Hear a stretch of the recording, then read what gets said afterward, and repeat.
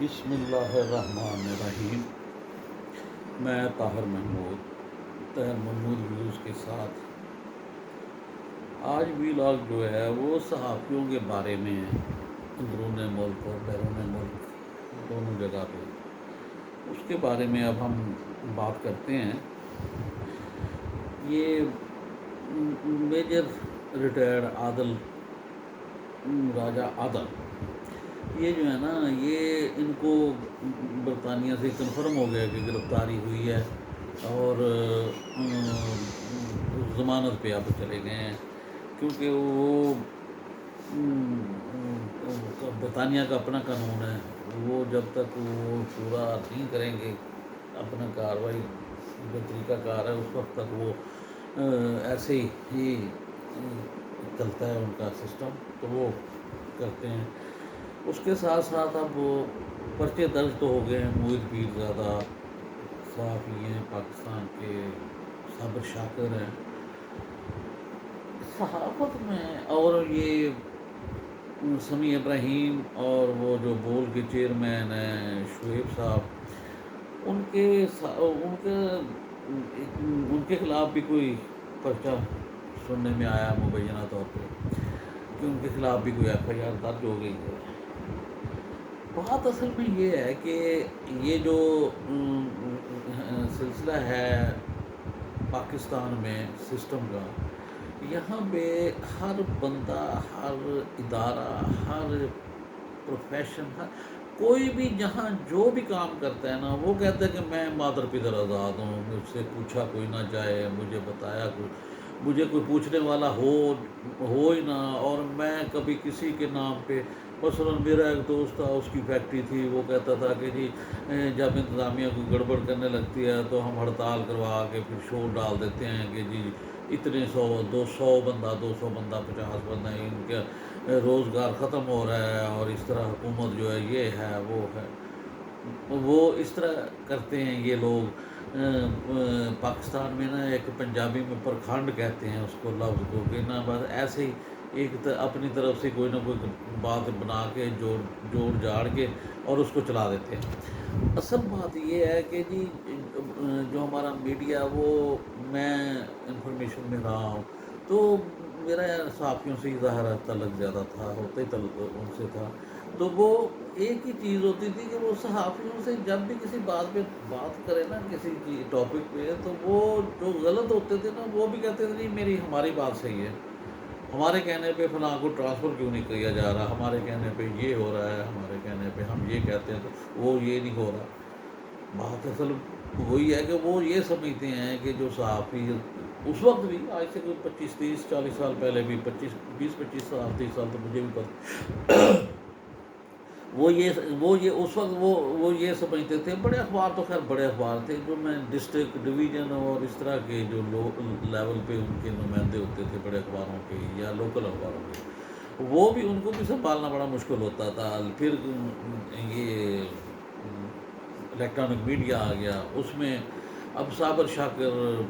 ایسی باتیں کر گیا ہے، وہ ہمارے تو وہم و گمان میں بھی نہیں تھیں، نہ سنی تھی، نہ کبھی۔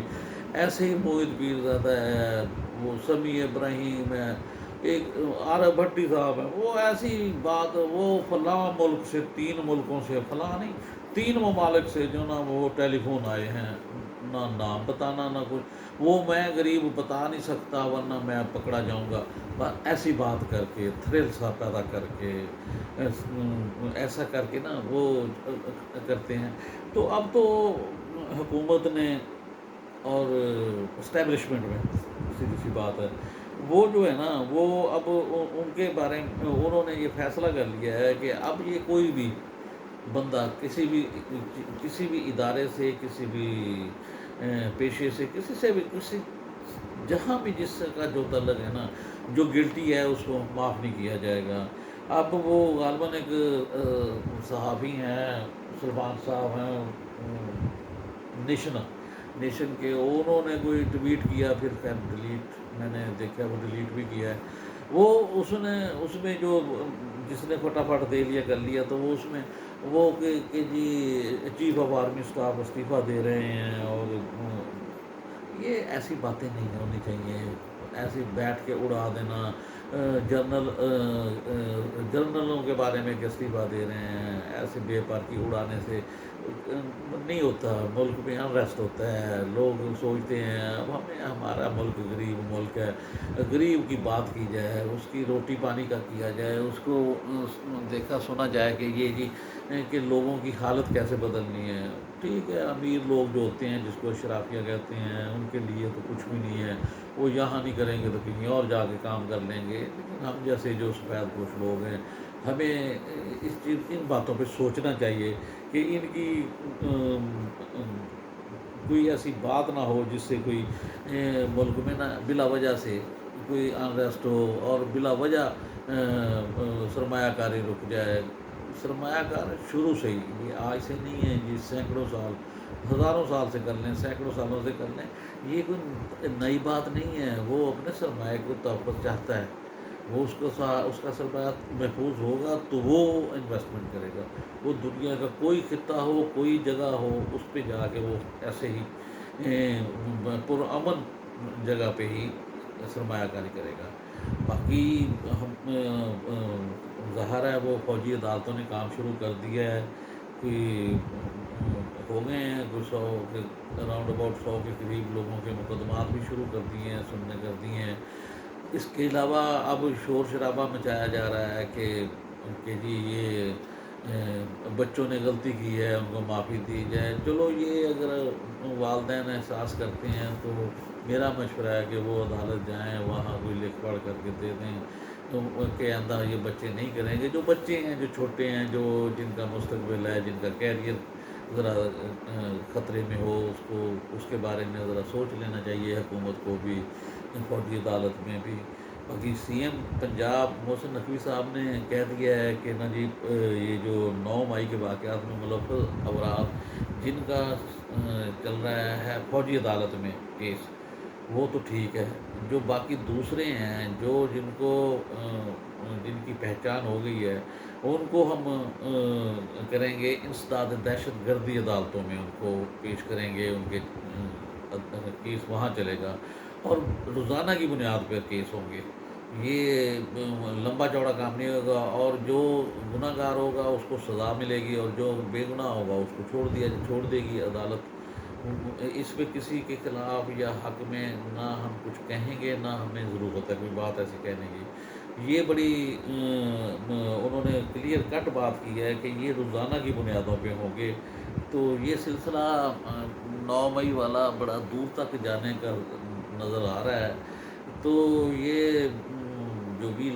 لاگر ہیں، وی لاگ کرتے ہیں، اور وہ دوسرے کچھ ویسے بھی لوگ،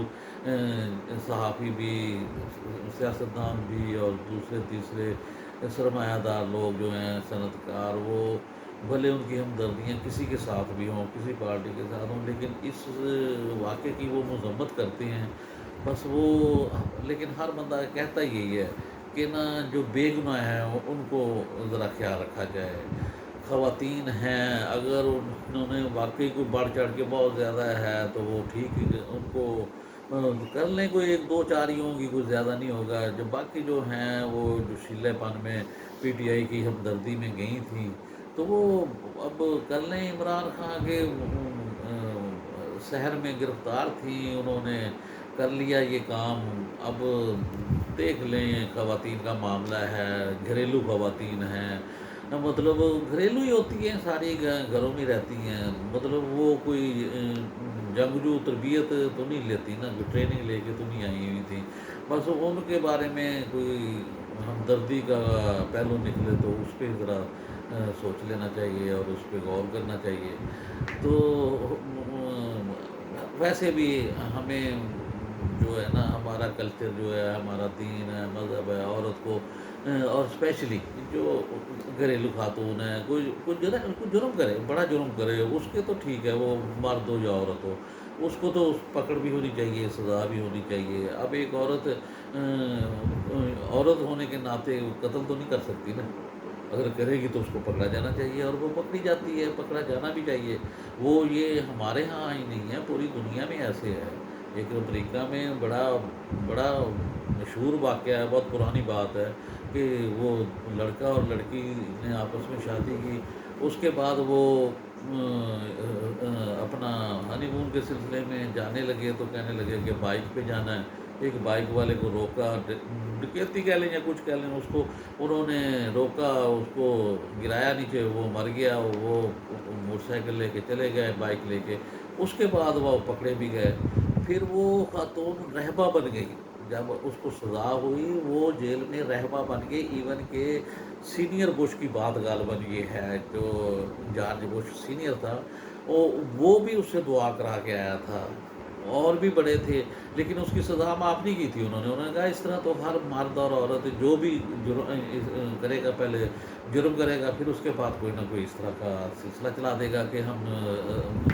رہبہ بن جائیں یا ہم پادری بن جائیں، یا مطلب جو بھی اس کے وہ جس طرح ہمارے پیر ہوتے ہیں یا بڑے نیک بندے ہوتے ہیں، تو اس طرح نہیں، بس جو ہو سزا اس کو ملنی چاہیے، اگر